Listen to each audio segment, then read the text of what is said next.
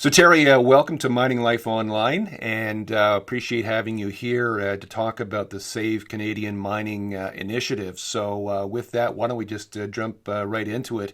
Obviously, when this was announced in November, it's something that yourself and a number of your colleagues feel very passionately about. So tell me a little bit about how this all came about.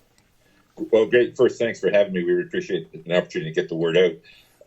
Basically, it started really last PDAC. I was in my row at PDAC, and I don't know if you were there on Sunday morning, but it was super quiet.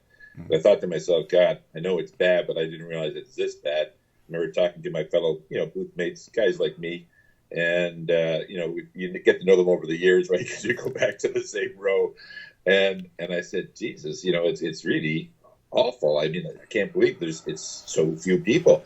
And one of them said, well, they're charging $25 to get in for the first time in history. And I said, you got to be kidding me.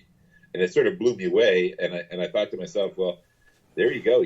Once again, we take our eye off the ball, the junior miners, and stuff gets done. And who's to blame? Well, you got to look in the mirror, right? We're to blame. Mm-hmm. We sort of let this happen. We don't really advocate for ourselves.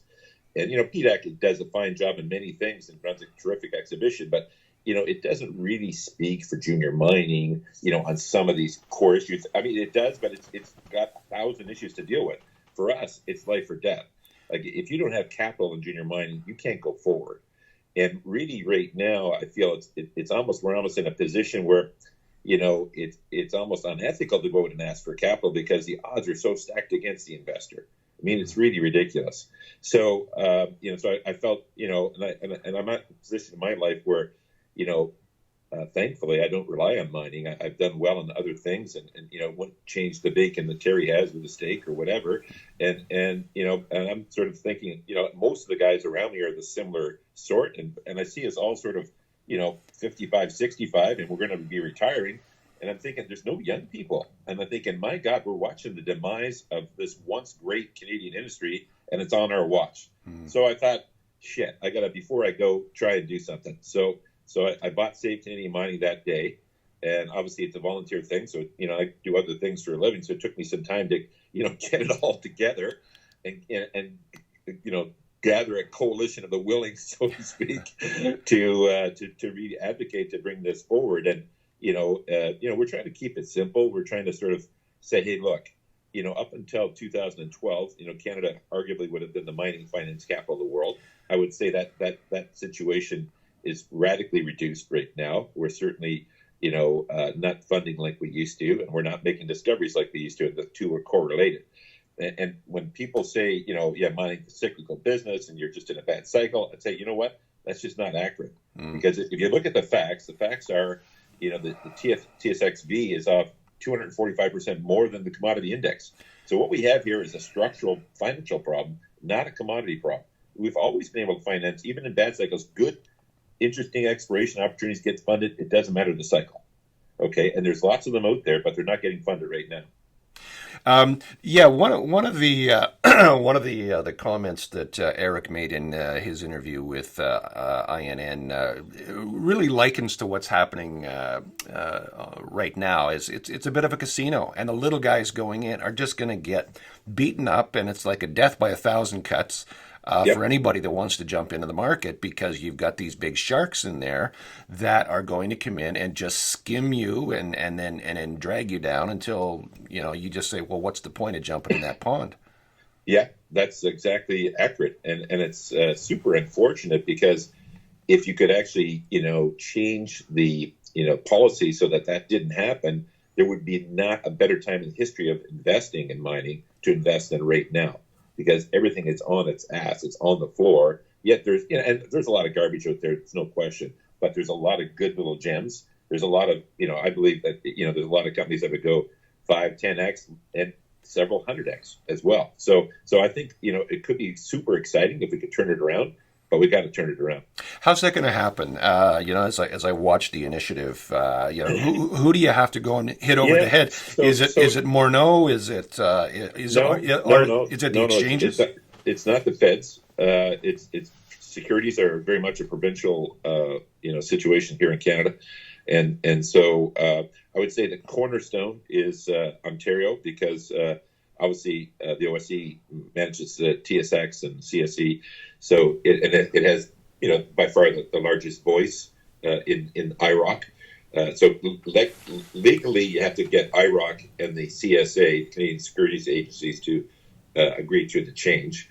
So that's how that would come. But it would probably be driven by, we're hoping, and again, because we're small and not well funded, it's a volunteer thing. We sort of said, hey, we got to get. If we don't get Ontario, you're not going to win. So let's focus our energies on getting Ontario. And Ontario is a good fit for us because the Ford government is certainly an open-minded government. They're a small, I would say they're more for the individual versus the state, and they certainly are for small business. So that's a great sort of fit for us, and they've been certainly very open-minded and listening to us, and I think very supportive. So I think we have to make the business case, which we're doing. So that they can see that this is, the right thing to do. But I mean, the reality is, the proof is 142 years of success is one thing, and the last 8 years is another. And it's like, what did we change? Okay, we changed that rule. Maybe we should change it back. Yeah. So what precipitated that back in 2012 when the uptick rule suddenly was gone? And this is a thing. Like it's funny because a lot of people ask, say, well, who's the natural enemy in this? Who's going to fight you on this? And the reality is, other than maybe the short sellers, who would obviously like the rules to stay in that place because they're making a ton of money, and they would be opposing it, but they don't obviously have a lot of votes, and most people don't really care about those guys. But other than that, I don't think there'd be a lot of opposition. And the reason why it happened was inadvertent. It wasn't like some politician said, "Hey, let's kill junior mining." Or that's not what happened. What happened was back in the day, this algorithmic trading got approved, I think, in New York or in London, and then every other jurisdiction had to match it, because once they got one guy inside, then they had to everyone had to be competitive. So the TMX, or TSX, TSE at the time had to say, "Wow, we got to compete with these guys to maintain our senior listings, otherwise we're going to get wiped out." So at the time they had virtually a monopoly on the exchange business in Canada. So when they said we want to do this algorithmic trading, the OSC, so I understand, said, "Fine, but you got to have competition." And the exchange says, "Okay, cool, we'll have competition." So they created these multiple exchanges, the NEX and et cetera that we have today. And the challenge with that is that all of a sudden now you have, and let's say, take an example, Chilean Metals, the company that I work for, could have been trading on 5 or 6 or 7 different exchanges. So what is the last tick? What was the last trade? So the technology to consolidate the tape didn't exist, or they didn't choose to make it exist.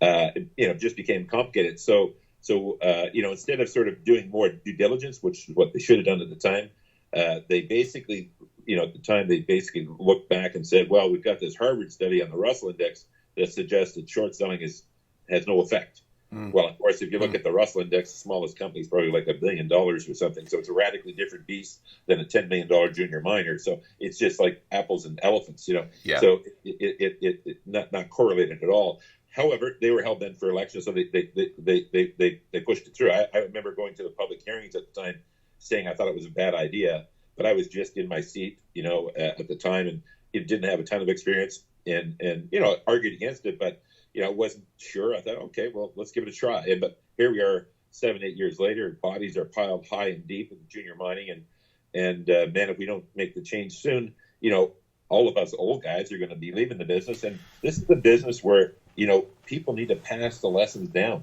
There's a science part of the business, but there's an art too. These geologists and geophysicists, they have science, but a lot of them have a lot of art, and if they're not sharing that with their colleagues or younger colleagues, man, you have to pay for that lesson in the field, and that's super expensive. So One of my colleagues here in Timmins, Mayor George Peary, who was the former CEO of Placer Dome Canada, put it very, very well recently on another topic, and I think it sort of applies to this situation as well. And he was talking about politics, the geopolitics of northeastern Ontario, and he said, we need to become important to someone. So is this a similar situation where the junior mining industry needs to become important to someone? 100%. At the end of the day, the government's very busy. They've got a lot of issues to deal with, and you got to sort of, make your case as to why they should be dealing with your issue versus other important issues.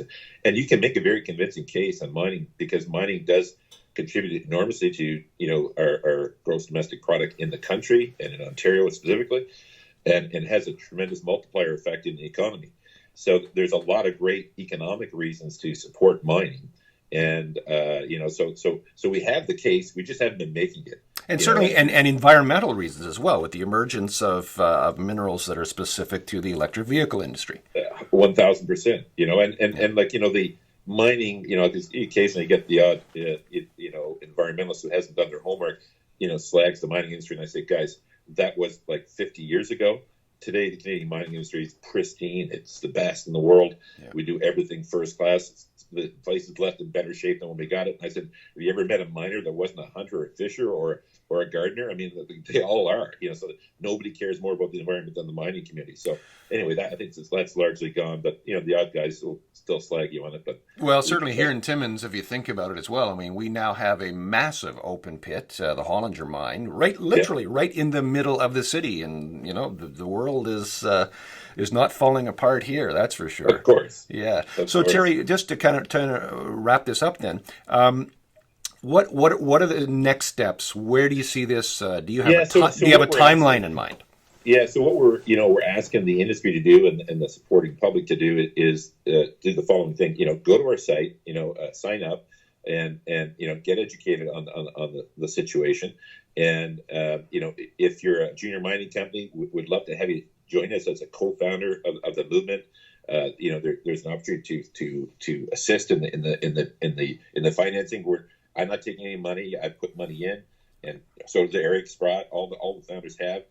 This is all being spent basically on lobbyists and advertising agencies, etc., just to get the message out. Because this is our only chance to accomplish this, is to convince people that this is a really serious problem. It's causing Ontario and Canada economic damage, and we need to stop it.